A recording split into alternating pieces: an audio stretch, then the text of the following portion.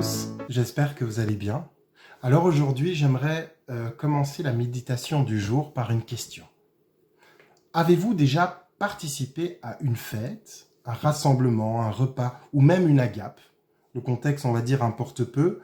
Ça pourrait être un rassemblement familial, d'amis ou d'église. Ça n'a pas vraiment d'importance, mais avez-vous déjà participé à un événement où l'on vous demande d'apporter quelque chose? Alors cette chose, ça peut être boisson, nourriture, dessert, amuse-gueule, chips, musique, décoration, vaisselle, verre, couvert, nappe, n'importe quoi. Mais avez-vous déjà participé à un repas où on vous demande d'apporter quelque chose afin d'étoffer la table pour que tous les invités qui sont présents se sentent bien et puissent avoir suffisamment?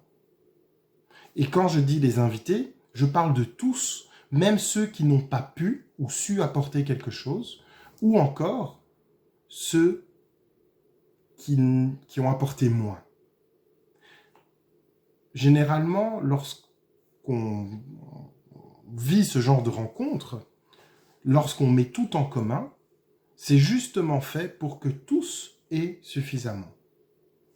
D'ailleurs, quand je dis suffisamment, pour avoir participé à ce genre de repas, on sait toujours qu'il y a de la nourriture en abondance, même en surabondance. Et à la fin,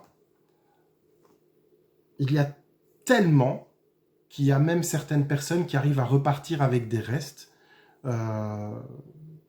tellement qu'il y a eu sur la table. Et lorsque je pense à ce genre de repas, où tout le monde a apporté quelque chose, ça me fait penser, cette image de repas me fait penser à la vie de disciples de Christ dans la communion fraternelle. Nous sommes tous invités par Christ à participer à la vie communautaire, chacun ayant reçu des dons pour le service. Alors, quand on dit dons, les dons peuvent être divers, ça peut être naturel, intellectuel, matériel, etc., etc. Mais au final, on sait que tout don utilisé pour le service du Seigneur, ça devient automatiquement un don spirituel. D'ailleurs, une petite parenthèse, pour les chrétiens qui pensent ne pas avoir reçu de dons, je suis convaincu qu'aucun chrétien, aucun disciple de Christ ne peut dire ou affirmer ne pas avoir reçu au moins un don. On a tous reçu au moins un don. Et d'ailleurs, je vous invite, si vous ne pensez pas à avoir reçu au moins un don, je vous invite vraiment à me contacter pour qu'on puisse prier ensemble afin que le Seigneur vous montre ce qu'il vous a confié comme don. Parce que il vous a confié un don, au minimum un. Et voilà, je suis vraiment là pour ceux qui ont envie de prier, s'ils ont envie de découvrir leur don. Et aujourd'hui, je voulais partager avec vous justement sur le vaste sujet des dons. Alors, je ne vais pas pouvoir aborder tous les points, parce que comme je l'ai dit, c'est un sujet qui est tellement vaste que ça pourrait prendre énormément de temps, mais j'ai envie de partager au travers de 4 points rapides ce que j'ai reçu personnellement. Alors j'espère que ce ne sera pas décousu et j'espère que vous allez voir ce que moi j'ai reçu en méditant sur justement les dons. Alors le premier point que j'avais envie de relever avec vous, de partager avec vous, c'est on ne peut pas servir seul. Dans la mission pour Dieu, nous avons tous quelque chose à apporter de différent. Comme pour le repas, quand on est invité et qu'on demande d'apporter quelque chose, nous apportons tous quelque chose de différent.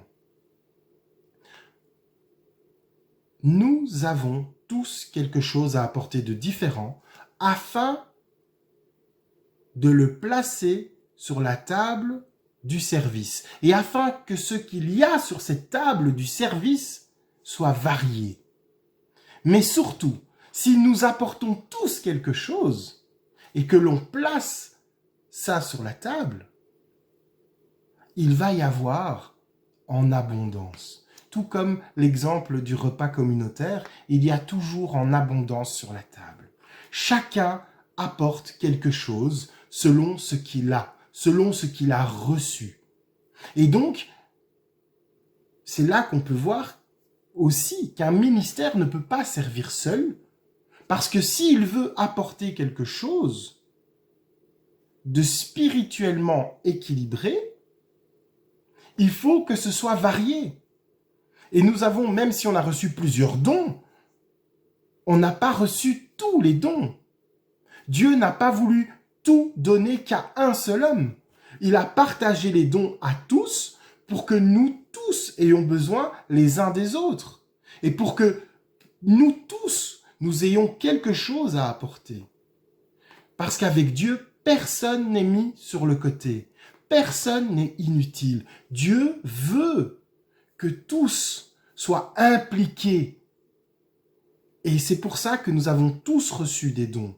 Vous ne pouvez pas avoir reçu des bénédictions à tous les niveaux sans jamais avoir besoin de quelqu'un d'autre. C'est pour ça que nous sommes plusieurs. Chacun vient avec sa propre bénédiction pour que tout le peuple soit béni entièrement sur tous les sujets. Venez chacun avec ce que vous avez reçu et la table sera remplie. La table sera bien garnie avec une nourriture spirituelle variée et équilibrée. Si j'ai reçu, par exemple, le don de faire des desserts, croyez-vous que je puisse me nourrir que de cela ou bien vous nourrir que de cela? Si je suis le seul à apporter quelque chose sur la table, même si c'est délicieux un dessert, et que je pourrais m'en contenter parce que voilà, mais malheureusement, il va y avoir des conséquences si je me nourris que de dessert ou si je vous nourris que de dessert. Mon taux de sucre ou votre taux de sucre aussi risque d'être très élevé et je risque de souffrir de diabète. Tandis qu'en m'associant avec une autre personne qui apporte de l'eau, une autre personne qui apporte de la viande, des légumes, déjà là, mon alimentation sera plus équilibrée. Et c'est la même chose avec la vie spirituelle. Il faut garder un équilibre. Un deuxième point que j'avais envie de partager avec vous, c'est la pratique qui nous amène à l'excellence. C'est en pratiquant que nous devenons meilleurs. Voilà, un exemple, c'est vrai, j'ai reçu un don dans le dessin. J'ai certaines facilités lorsque je dessine. Et c'est un don naturel. Je n'ai rien fait, depuis que je suis petit, j'ai rien fait pour savoir dessiner. Voilà, c'est comme ça. Je prends un crayon et j'ai des facilités. Mais si je ne travaille pas mon don, je ne vais pas m'améliorer. Je vais toujours dessiner, plus ou moins bien. Il faut que je travaille pour que j'améliore mon don naturel. Ou bien, il y a encore d'autres personnes qui aiment le dessin, mais qui ne savent pas vraiment dessiner. Et eux, par leur travail et l'apprentissage de techniques, au final, ils vont dessiner mieux que moi, même si à la base, ils n'ont pas eu le même don que moi. Parce que ces personnes auront pratiqué et persévéré. Il ne faut pas laisser un don à l'abandon. Il faut persévérer, il faut pratiquer. Et un troisième point que j'ai envie de partager avec vous, c'est est-ce que je veux que la bénédiction s'arrête à moi? Il y a une réalité absolue avec les dons. Nous sommes les premiers bénéficiaires des dons que Dieu nous permet d'avoir. C'est vrai. Bien sûr, nous sommes les premiers bénéficiaires de la bénédiction. Mais bénir les autres avec votre propre bénédiction vous fera entrer dans une autre dimension. Être disciple n'est pas de voir les besoins, mais de répondre aux besoins. Ça, c'est vraiment quelque chose d'incroyable. Je peux voir les besoins, mais si je sais répondre aux besoins, c'est une réelle bénédiction. Répondre aux besoins avec ce que Dieu nous a offert, en s'attendant à la provision de Dieu. Parfois, j'ai l'impression qu'on croit en Dieu, mais on a du mal à croire au miraculeux de Dieu, venant de Dieu. Tout comme les apôtres, dans l'évangile de Luc, au chapitre 9, versets 11 à 17, lorsqu'ils demandent à Jésus de renvoyer la foule de plus ou moins 5000 hommes, afin qu'ils aillent pour se nourrir. Et là, on voit Jésus, il leur dit, « Vous, donnez-leur à manger. » Jésus savait qu'il n'y avait pas assez physiquement, il n'y avait pas assez pour nourrir toute cette foule. Mais il sait que Dieu intervient miraculeusement pour son peuple. Alors que les disciples avaient peur de ne pas avoir assez. Et pourtant Dieu a béni en abondance. Il y a toujours assez à la table du Seigneur. Toujours. Dieu transforme le peu en abondance. Ce qui m'amène au 4e point que je voulais partager avec vous ce matin, c'est pour faire fructifier, il faut semer. Et ne vous inquiétez de rien. Il faut pas vous inquiéter. Il y en aura encore assez pour vous. Ne vous entêtez pas à enfermer vos dons entre 4 murs ou les garder jalousement pour vous-même. Nous avons été bénis pour partager notre bénédiction avec les autres.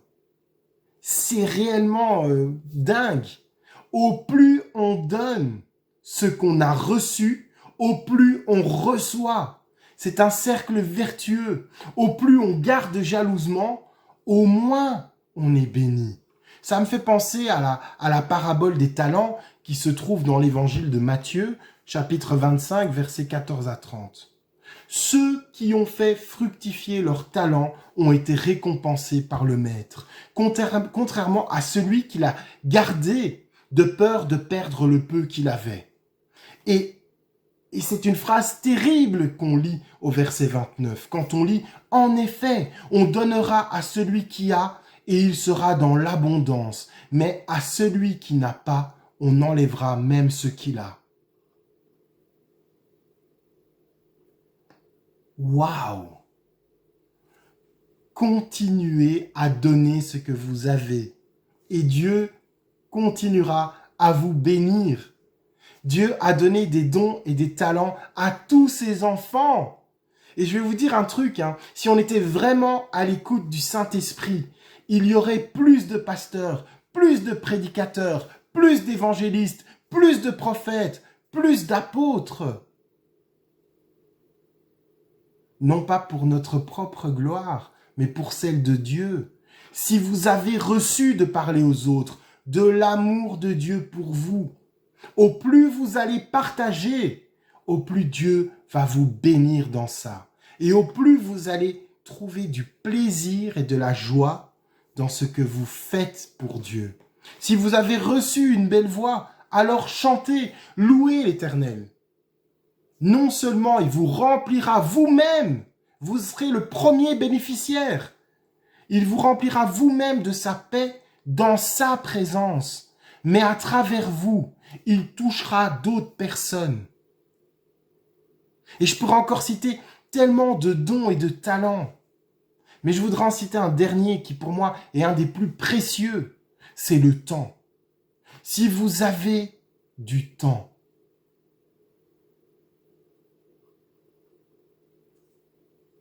partagez-le. Donnez de votre temps aux autres. Et Dieu vous bénira comme jamais vous ne l'avez vu auparavant. Tout comme avec les 5000 personnes à nourrir avec 5 pains et 2 poissons. Il y a toujours plus de joie à donner qu'à recevoir. Quand on donne sans arrière-pensée, Dieu bénit toujours. Pas comme on le pense en tant qu'homme. Regardez les apôtres, ils ne s'attendaient pas à ce que Dieu puisse nourrir 5000 personnes. Et pourtant, ils ont eu suffisamment. 5 pains et 2 poissons. Et après, il y avait encore. Dieu transforme miraculeusement le peu en source inépuisable. Il faut juste être à son écoute. Et il faut apporter ce que lui déjà nous a donné, il faut l'apporter sur la table pour le partager avec nos frères et nos sœurs. Si chacun vient avec ce qu'il a reçu de Dieu, la table sera toujours bien garnie et il y aura toujours en abondance dans la famille de l'Éternel. Jamais personne ne manquera de rien. Soyez bénis.